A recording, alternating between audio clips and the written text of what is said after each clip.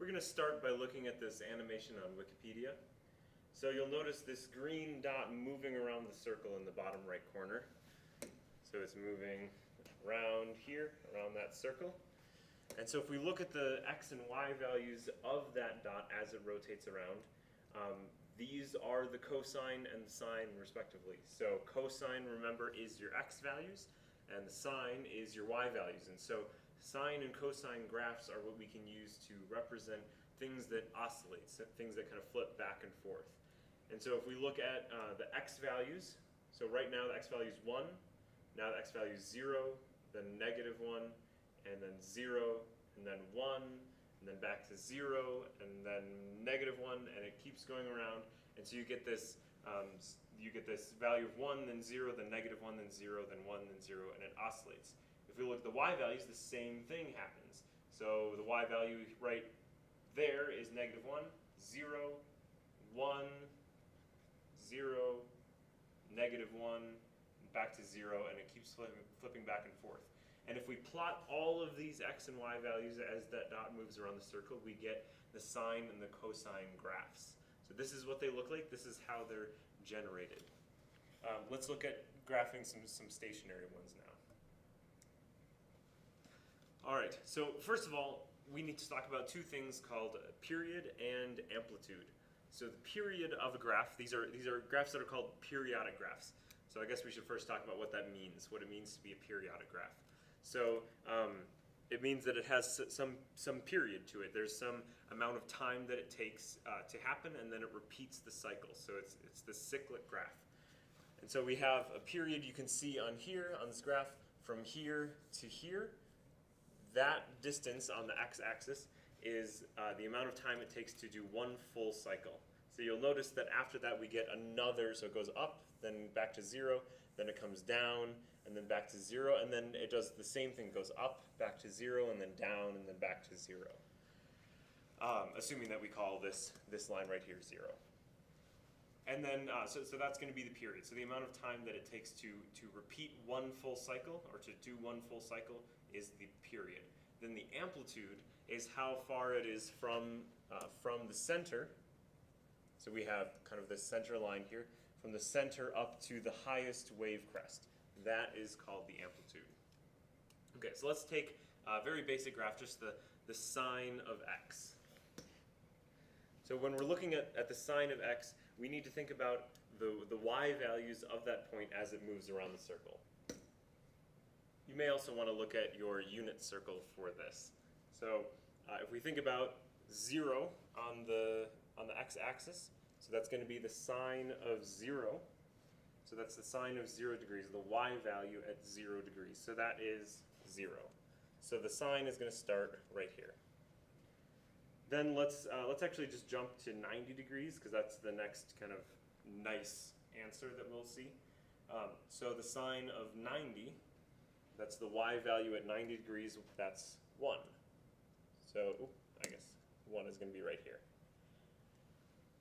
Okay, and then if we look at 180 degrees, the y value is back to 0. If we look at 270 degrees, or you could even call that negative 90 degrees, that's back to negative 1. And then at 360 degrees, we're back to, that's the same as 0. 360 degrees is the same thing as 0 degrees. So we get something like that, and then we can just make a smooth curve between those points. And it will keep doing that again and again and again. So the period here is 360 degrees. So you'll see, if you were to continue graphing this, you would see it go like this. And it would just keep making that wave. So this is actually the mathematics of waves. This is how we describe waves. It's going to be with these types of functions. All right, so the period then is 360 degrees. Let's try that again. So actually, I'll write it here. Period is 360 degrees because it takes 360 degrees to make one full cycle. The amplitude, so that's the distance from 0 up to the highest wave crest, or even down to the lowest, would be the same. That's 1. So it has an amplitude of 1. All right, let's look at example 2. Now we have 2 times the sine of x. So we want to think about the same values that we were looking at before. So if we look at the sine of 0, that's 0. So if we think about making, we can make a table. If we plug in 0 for x, we get the sine of 0, which is 0, times 2 is still 0. Then we go to 90 degrees. Well, the sine of 90 is 1. And then we're going to multiply that by 2, so we get 2. So we go up here then. Then we do 180 degrees. The sine of 180 is 0. And then obviously multiply that by 2, we get 0 again.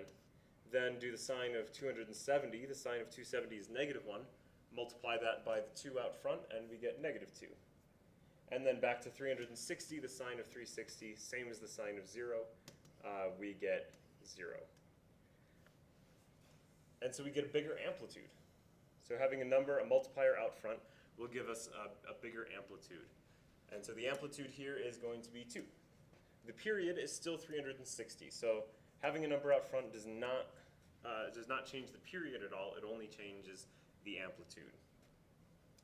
All right, now let's look at example 3. So this time we have the 2 inside the sine. So we're going to be multiplying the angle by 2, the angle that we plug in. So we could make a table again. And let's plug in 0. So this is going to be the sine of 2 times 0, which is the sine of 0, which is 0. Then we could plug in 90 would be a good one to do next. So if we plug in 90, just as we've been doing before, that's always been the next one we do, then inside the sine we get 2 times 90, that's 180. So this is the sine of 180, which is 0 again. Okay, so we get back to 0 here. So maybe we should go somewhere in between. Let's maybe go halfway in between. Say we do 45. Okay, so if we plug in 45, then we get the sine of 2 times 45, which is 90. So the sine of 90, well, there we go, that's 1. And so at 45, exactly halfway between, that's where we get the value of 1. So you might be able to see what's going on here. It's going to be shorter. Okay, so the next thing we might want to do is maybe 135. Okay, so 135 times 2 is 270. So we want the sine of 270. That's going to be negative 1. So that's what we get at 135.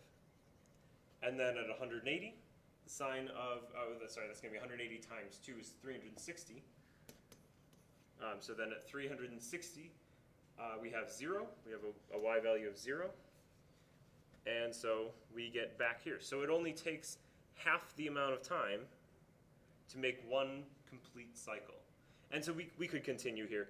We could go, let's see, it'll go like this, something like that. So we could continue making this cycle again and again and again. But the point here is that the period has been cut in half. And so that's what this 2 here will do.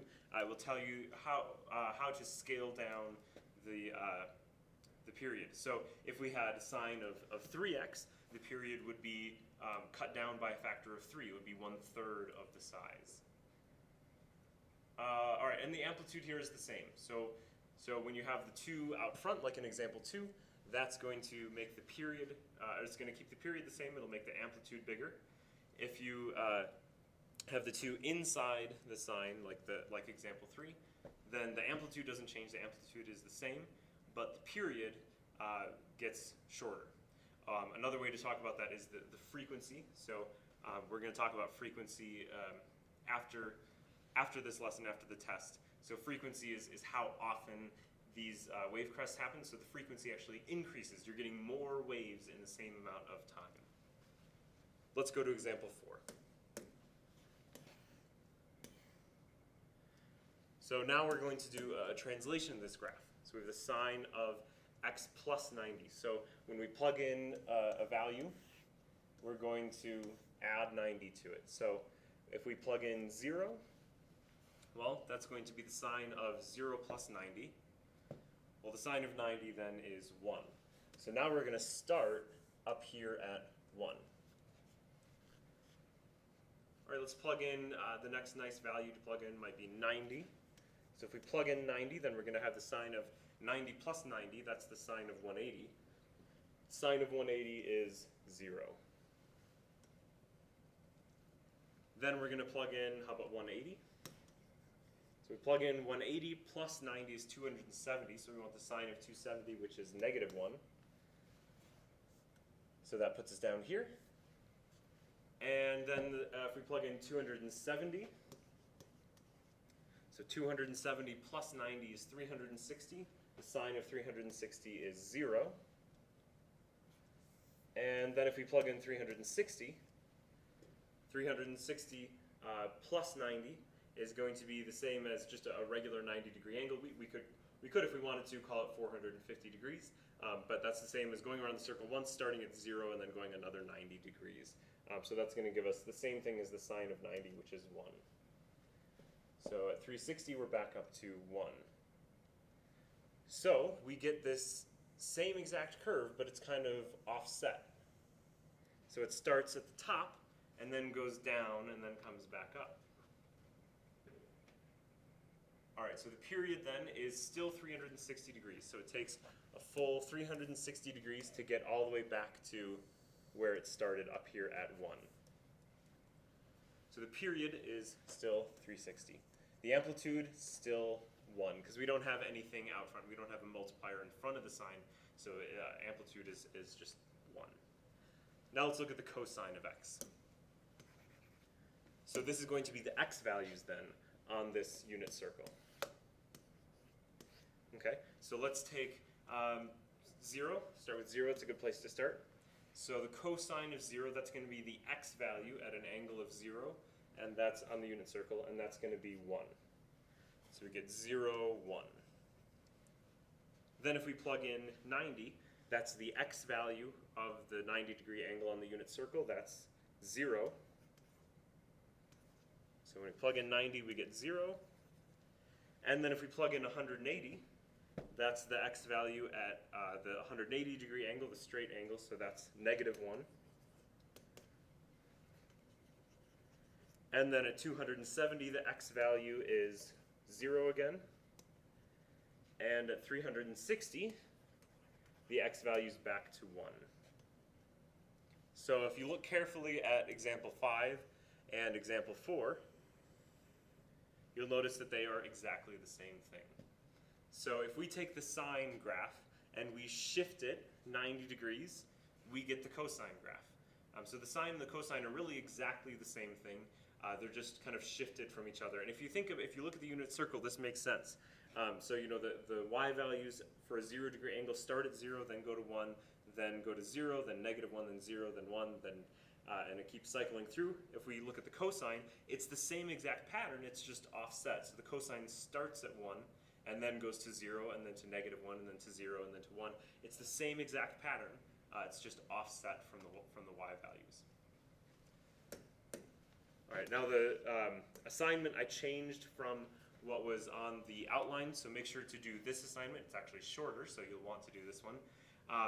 But I decided to change what I had from the outline. So do this assignment rather than the one on the outline.